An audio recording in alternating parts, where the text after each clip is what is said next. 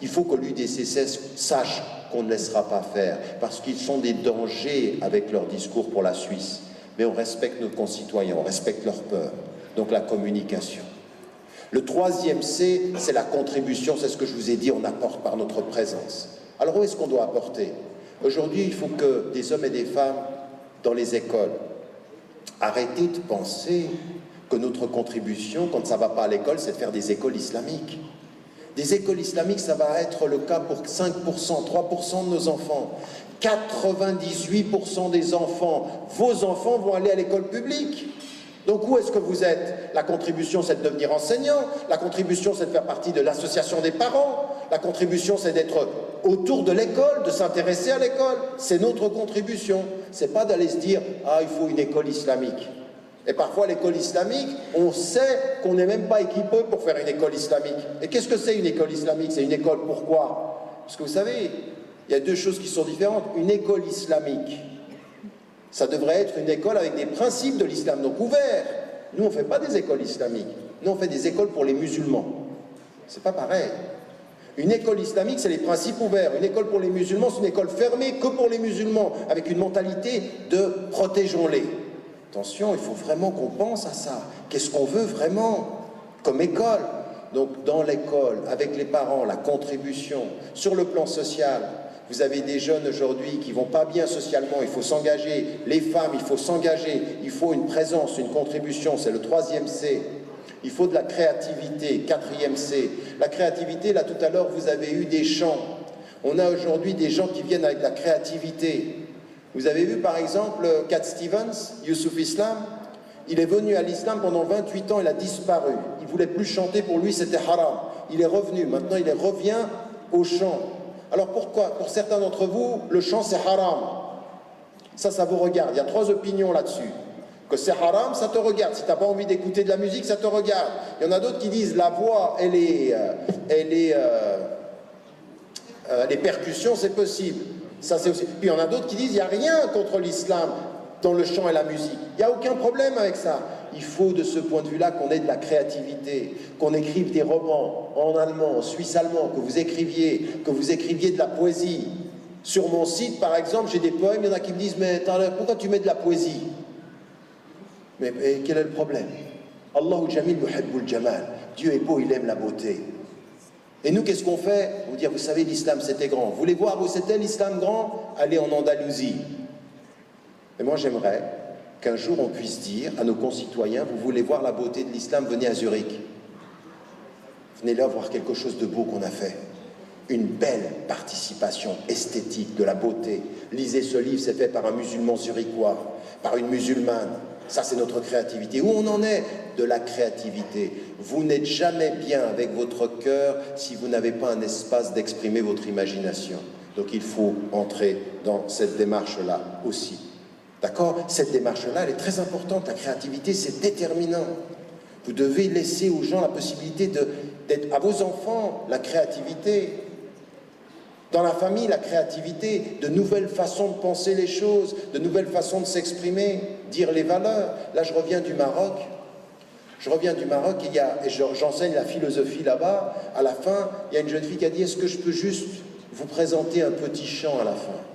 Et à la fin de la journée, après qu'on ait fait tout ceci, elle est venue avec un chant, elle avait écrit les paroles, elle les a adaptées, mais extraordinaire, une voix merveilleuse. Je lui dis « Mais ça, il faut y aller !»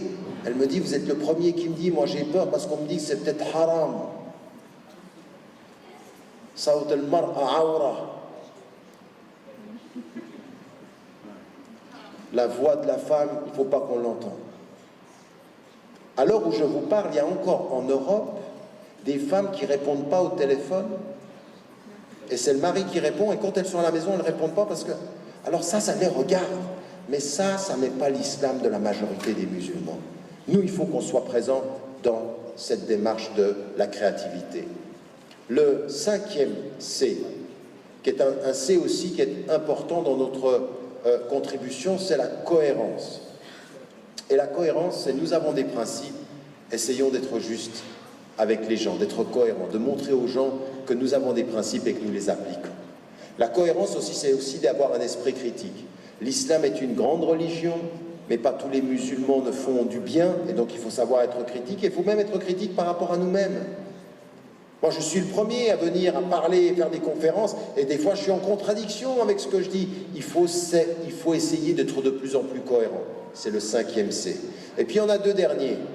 Un jour, j'étais en Afrique, j'avais présenté les 5 C, et il y a un Africain qui me dit, il manque un C. C'était au Burkina Faso. Et il me dit, il y a un C qui manque. Le C qui manque, c'est la contestation. Et je lui dis, il a raison. Parce que la contestation, qu'est-ce que c'est? C'est parfois être capable de dire non. Vous savez, nous avons une idée du respect dans la famille. Quand ton père, il a dit quelque chose, tais-toi. Quand ta maman a dit quelque chose, tais-toi. C'est la façon dont tu les respectes. Mais c'est pas vrai, ça.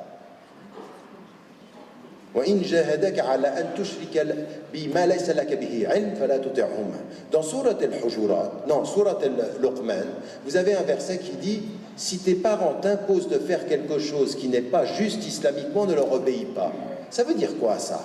Ça veut dire que tu dois respecter tes parents avec la limite que s'ils te demandent de faire des choses qui ne sont pas bonnes, tu dis non. C'est-à-dire qu'il faut avoir un esprit critique, il faut contester. Je t'aime, je te respecte, mais là, tu as tort. Quand j'entends aujourd'hui que dans des familles musulmanes aujourd'hui, ici en Suisse, il y a un papa ou une maman qui dit à sa fille ou à son fils, quand ils veulent se marier, ils vont se marier, lui il est marocain. Donc c'est un problème déjà. Il est marocain et il va se marier avec qui? Une Turque. Il dit quoi? Une Turque? Tu te maries avec une Marocaine. Et les Turcs, la même chose. Si vous venez maintenant dans une famille turque, vous dites, je veux me marier avec, il s'est converti à l'islam, un Suisse ou une Suisse, tu vas te marier avec un Suisse. Et là, drame familial. Mais ça s'appelle comment? C'est islamique, ça? Ça n'a rien à voir avec l'islam, ça. Vous voulez le nom de ça? Ça s'appelle du racisme. Du racisme. Est-ce qu'en islam, c'est accepté le racisme? C'est pas accepté. Le noir, la préférence de l'un vis-à-vis de l'autre, elle n'est pas dans la couleur, elle n'est pas qu'il soit noir ou qu'il soit blanc, elle est dans le taqwa, elle est dans la conscience du divin, elle est dans la conscience de la justice. Eh bien, il faut que les enfants, à des moments donnés, sachent contester avec respect. Ils respectent, mais ils disent non. Pourquoi il faut être comme ça? Parce qu'il ne faut pas accepter que vos parents vous imposent un islam qui, au nom du respect, perd les principes de l'islam et accepte le racisme. Ça n'est pas acceptable. C'est du bien-être pour vos parents. Alors c'est vrai avec la famille, c'est vrai dans la société. Moi j'ai été dans une école où on m'a appris quoi? On m'a appris, quand tu as une opinion, tu dis la tienne. Tu contestes si tu n'es pas capable, tu parles, tu t'exprimes. Nous, l'école, c'est ce qu'elle nous enseigne. On va dans les mosquées et scoute, pas un mot. Dans l'école, tu parles, et à la mosquée, si tu parles, tu vas voir. Et on dit, c'est comme ça ici, c'est comme ça qu'on respecte. Mais non, ça c'est de l'abrutissement, c'est pas de l'éducation. L'éducation, c'est être capable, vous vous rendez compte? Ibn al-Mundhir, qui va vers le prophète à Ghazwat Badr, et qui lui dit, là où on est là, c'est révélé par Dieu ou c'est ton opinion? Il lui dit, c'est mon opinion. Il lui dit, c'est faux, c'est pas là qu'il faut être, il faut se mettre là-bas. Vous vous rendez compte comment il a éduqué les hommes? Il les a éduqués à contester ses opinions. Nous, tais-toi. Tu te tais parce que c'est moi qui sais. Et après, on veut une culture de la participation. C'est pas possible. La contestation. Et laissez-moi terminer par un dernier mot.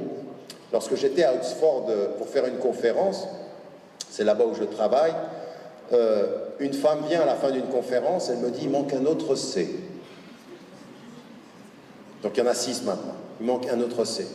Et elle me dit, il faut vraiment que vous ajoutiez un autre C qui est celui de la compassion. Et la compassion, c'est effectivement tout à fait vrai. Vous savez ce qu'il nous est dit? Ruhama bainahum. Et qu'est-ce que c'est la compassion? Quand nous sommes dans la situation dans laquelle nous sommes, très vite nous voyons nos fautes, mais nous ne savons pas pardonner. Nous ne savons pas nous mettre à la place des gens. Vous savez, l'empathie intellectuelle. l'empathie intellectuelle, l'empathie du cœur, c'est-à-dire savoir pardonner aux gens, savoir se mettre à leur place, ne pas les juger. Et ça, c'est très problématique, parce que la communauté des musulmans aujourd'hui, parce que nous sommes un peu sur le... On juge très vite, on juge les gens. Il faut qu'on apprenne ça. Si vous voulez, où est-ce que je vais trouver ma force? Est-ce que je vais trouver ma force en faisant semblant d'être un bon musulman? Mais non. Je trouve ma force dans ma communauté spirituelle quand j'ai la possibilité de dire mes faiblesses. Oui. Quand Hamdallah, par exemple, il va vers Abu Bakr as-Siddiq et qui lui dit « je suis un hypocrite ». Oui, nous, est-ce qu'on ferait ça?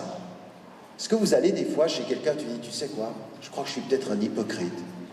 Et qu'on se parle avec la profondeur de ce qu'on sent, sans se juger.